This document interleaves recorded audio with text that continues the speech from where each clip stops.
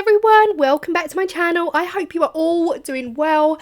I am continuing on with the eco pour from Just For You Online. I really want to check out these pots. These were sent to me by Just For You Online. I was not expecting them, and I'm going to hopefully do a layered kind of ombre effect. That was my aim, and just wanted to see how it would work with the eco pour and whether I would get a really nice ombre. Now the eco pour, as I said, was sent to me by Just For You Online. I will link all the details below. If you are interested in this, there is a 15% discount code for you down in the description box. Now, you will know my maths ain't mathing. My brain ain't working when it comes to calculations for a product I don't really know.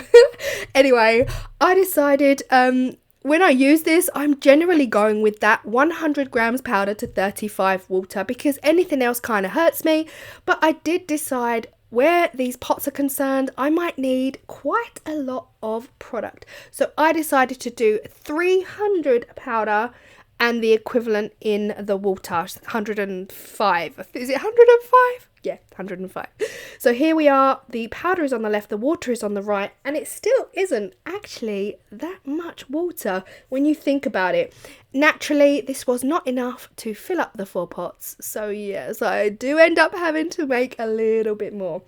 Now, to mix this up, you want to add the powder to your water, not the other way around. Add it slowly, stir continuously until you have this gorgeous double thick kind of cream, like proper double cream consistency.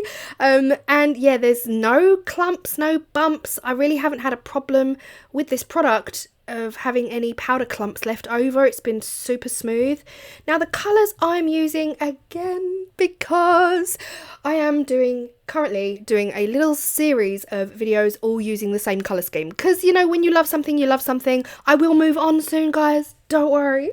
I am using the colours from the Homeware Design company. Now, as I've mentioned in previous videos, these were sent to me a while back with absolutely no obligation to do a video, but they probably knew I was going to fall in love with them, which I have.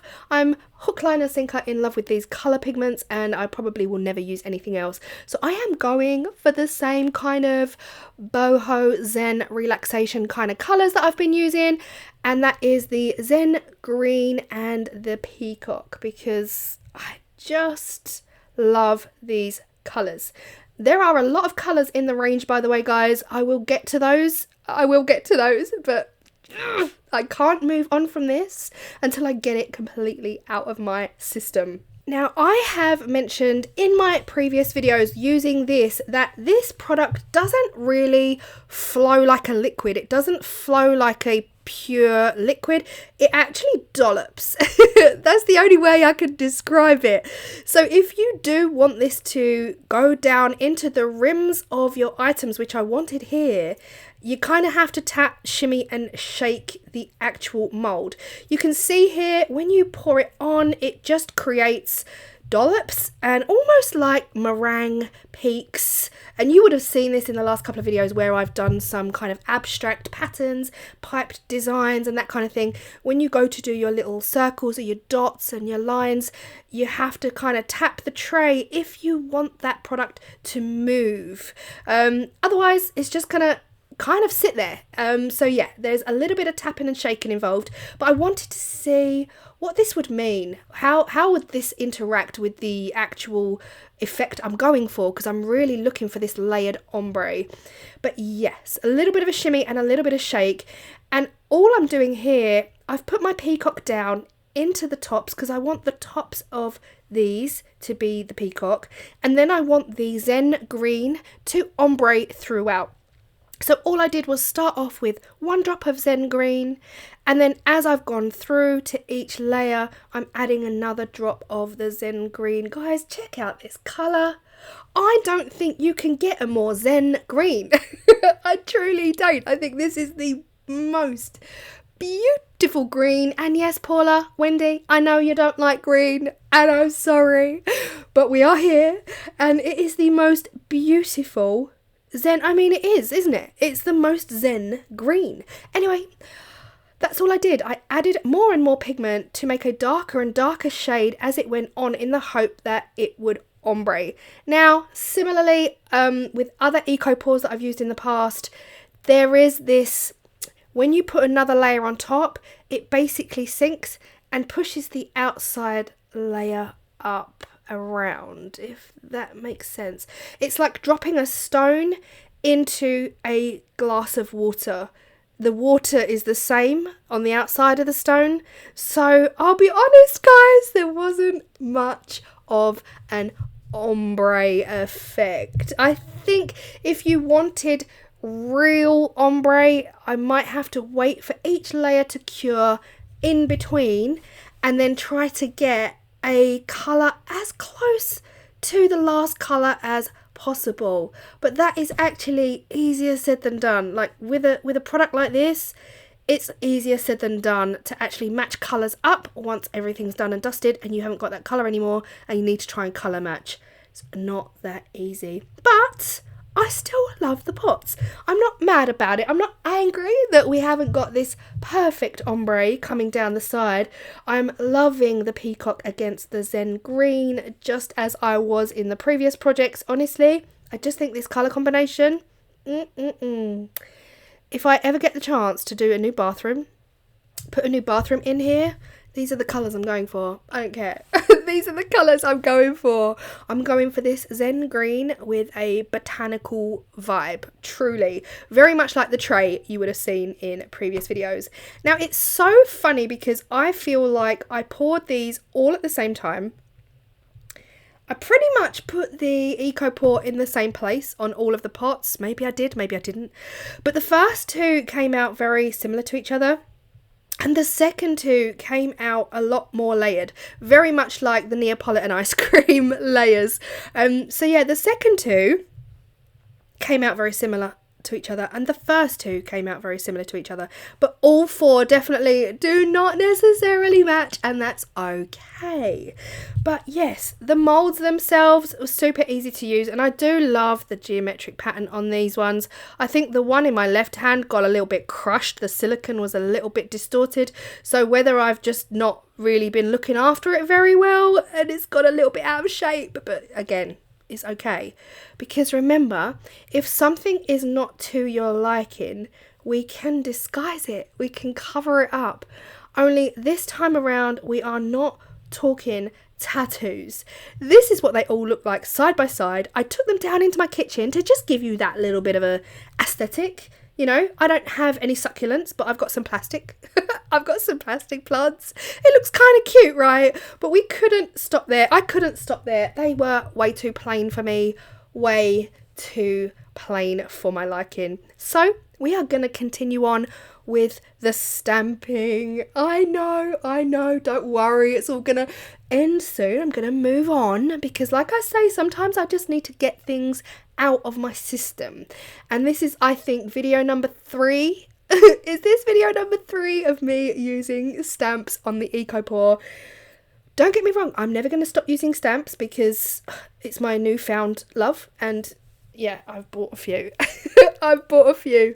What I'm going to do on the first one, now you can see the edge of these pots. It's a faceted edge, so you've got lots of different multi-flat surfaces that you can potentially stamp onto. Now, not being a seasoned stamper, I am by no means a professional stamper.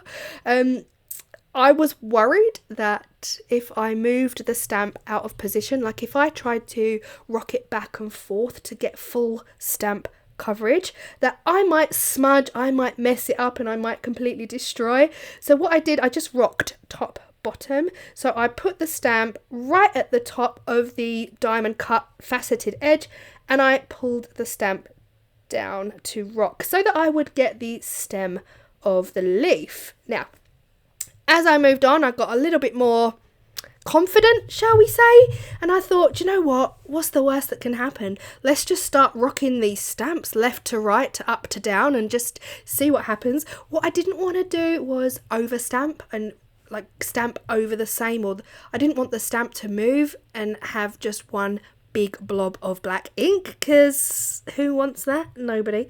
So I decided I'd just go for it and have fun with it, and I'll be honest, this was fun. This was fun. Again, this made me wish I had something else to continue practicing on, because when this finished, I was like, what now?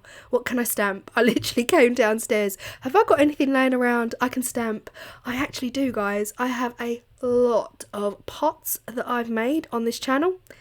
I could stamp them, but I'm gonna try not to. I want bigger stamps. Do you know what I mean? Anyway, this is the fern stamp. Also, the stamps are going to be linked below as well. For those of you that have missed the last couple of videos, everything's linked below. The stamps, the ink, and everything. But this fern stamp is my absolute favourite out of the pack that I bought. Now, this pot I'm holding in my hand does have a watermark. I don't know where that came from. I don't know if I left it in the mould too long, but if you have used the Eco Pour, let me know if you've come across any watermarks, because these pots are now like a week old, and that watermark is still there. So let me know, was that human error? Did I do something wrong? Or maybe, yeah, let me know. Let me know in the comment section. But I'm loving this. I'm loving the fern. This one here made me want to get a huge tree stamp, like basically the size of your hand kind of rubber stamp of a tree, because I think that will be absolutely stunning around the giant plant pots. If you've been with me a while, you'll see that last year before, I made some giant plant pots with this huge mould, and I absolutely love them. Now, making a pot like that, maybe half white and half zen green, and then like a huge stamp of a tree on the front. Oh, yeah, that's where my brain was going with these. I thought, oh my gosh, the possibilities, the actual possibilities are simply endless. This is where I figured I've got nothing to lose at this point. We are just going to go for it. We're going to stamp the stamp, rock it up to the left, to the right, and then rock it down, just to see if we can get full stamp coverage like this one. It's the only successful one, by the way, guys, without smudging, without getting double stamps and having it look really, really bad with lots of blobby black ink. But it worked so well. You might be able to tell that I'm holding the stamp super firmly and just trying to rock it up, down, to the left, to the right, shake it all about.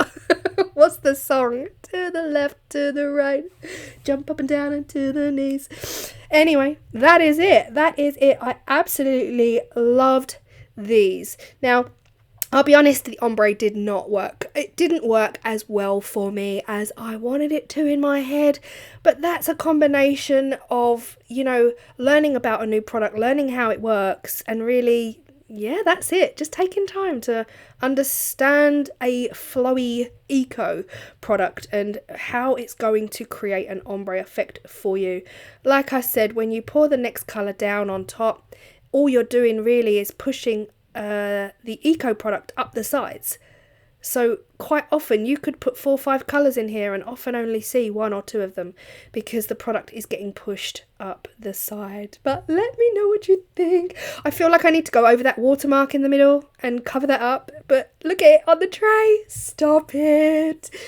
I saw the tray on my left. Like, I've still got it on my rack. And I was like, oh, that looks absolutely beautiful. Imagine this as a gift to someone. You might want to, you know, customize it more to their color taste or their, you know, leaf print of their favorite flower or their favorite leaf. But how beautiful are these colors? I just can't. I think they're absolutely stunning. Well, I've really enjoyed this. I've enjoyed playing around with the stamps on a different kind of surface, on a surface that's not flat.